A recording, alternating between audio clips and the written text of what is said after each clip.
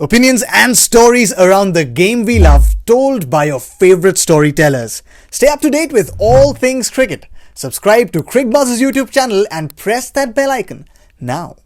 Second game also will be very crucial because West Indies still have a chance to make a statement. They could beat Sri Lanka, they could come and upset Australia, and suddenly they become a contender for that last four spot. They are the flamboyant side, defending champions. They were on the verge of elimination. They somehow huffed and puffed their way to stay alive in the tournament. They will be champing at the bit to try and get a win here. I totally agree. I think the West Indies side is the kind of side right now who's just saying, give us an opportunity to do something. I think they're just a side which is aging, just the reverse of Sri Lanka. So it's very interesting when you see sides like that play, because this is a team that's peaked 4 or 5 years back. But even now, just look at the firepower they have, just in terms of the all-rounders. You have 3 or 4 all-rounders who are game-changing all-rounders. In one team, Bravo, Russell, the kind of players that you have out there, Jason Holder, you have 3-4 all-rounders who can do everything for you. You have really hard-hitting batsmen. You have the likes of Pooran and Hetmyer, who are exciting young batsmen. It has many good parts. I still don't think this is a team as yet. They've got some results here and there. They're not a team as yet. They're not together yet. You can make out the difference when when West Indies get together as a unit. But they are still formidable, and on their day, they have at least 3 or 4 batsmen who can just finish a game by themselves. They certainly are. They were a little worried about Nicholas Pooran. He's come and shown that he can be counted. Jason Holder, DK. I mean, Michael Vaughan referred to it as the worst non-selection of the entire tournament to have him not in the 15. Luckily, he slipped in there because of the injury to Obaid McCoy. So they'll be relieved to have Holder in. I have a question for you. Ravi Rampal's pace, they're a lot talking about ideal under the conditions. But if you want to blow a side away, you've got someone like O'Shane Thomas, close to 150 k's an hour. Would you like to play him?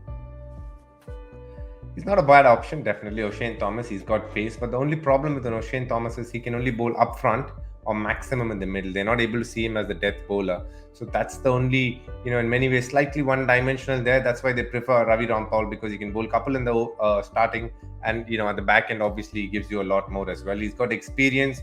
He's done the rounds, played in England, played in Australia, played all parts of the world. So he kind of knows what he needs to do. And that's why I think, obviously being a Trini boy, Pollard has seen him very closely and is backing him a lot. And that's, I think he did well for TKR as well. And that's where he's got the confidence to say every time he throws the ball to him, he knows exactly what to expect from a Ravi Rampal. And that's why he must be backing a Ravi Rampal in that regard. Yeah, the day his selection was announced, TKR had a match. We were on the field.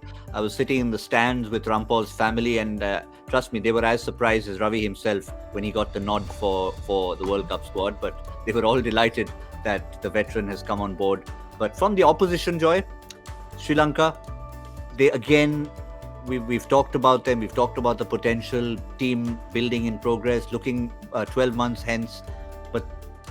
But even before you go 12 months hence, you want to start showing what you're capable of right here, right now, against a team like the West Indies. Just look at the kind of players they have, Chamira, Hasaranga, they have the ability to be able to change games. Just look at so many young, this is one of the youngest squads. They average 26 years. So they're like exactly the polar opposite of the West Indies. They have one of the youngest squads in the tournament. And even their veterans, they're not playing Dinesh Chandimal right now. And they just have so much firepower out there. And, if players like Asalanka, players like Hasarange are given their opportunity, Mahesh Sikshana, again, somebody who's really, really exciting. I don't think they're ready to win a tournament yet, because there are too many weaknesses in this team to win a tournament. But what they can do is start getting together as a side, which can be formidable a year from now, because you are in one of those years where you have a T20 World Cup coming just 1 year after. So this team right now does not look formed enough to be able to win consistently, but this is a team that on their day can surprise anybody. And I think, are they capable of making an upset? Any time of the day, they're capable of making that upset. They just don't have enough, confidence, or they don't have enough experience to win consistently. But in a year's time, I really, really like this time. And I like the way they play the cricket, because it takes me back to a Sri Lanka which we used to see at the times of, glory days of Sangakkara, Mahila. Before that, people like Jayasuriya, they were always confident players like New Zealand who'd punch above their weight. Small countries that did big performances. And that Sri Lanka had really disappeared over the last 4-5 years. And to see that being resurrected is something that I really enjoy. Yeah, the 1996 World Cup, great memories come back for that. Jayasuriya, Kalu Vitharna, they found a method, they applied it, and they won a tournament. That's probably something they haven't had here. Just to finish off on Sri Lanka, DK, they're out of the tournament.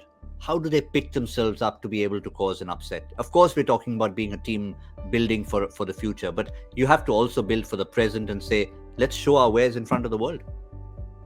I think for them, the tournament is not yet over. I think the tournament starts in Australia. So I think there's a lot of work in progress for them. So this gives them an opportunity, obviously, to try out a few other talents that they have in the squad if they need to, because there are a couple of abysmal failures in the batting order, at least, that they can look at changing. Whether they will be doing it, time will tell. But the standout batsman for me has been Charit Asalanka. He's looked quality every time he's batted. And the standout bowler over a period of time has been Wanindu Hasaranga. He's been not only a bowler, proper all-rounder. He's able to come in and chip in with the bat as well.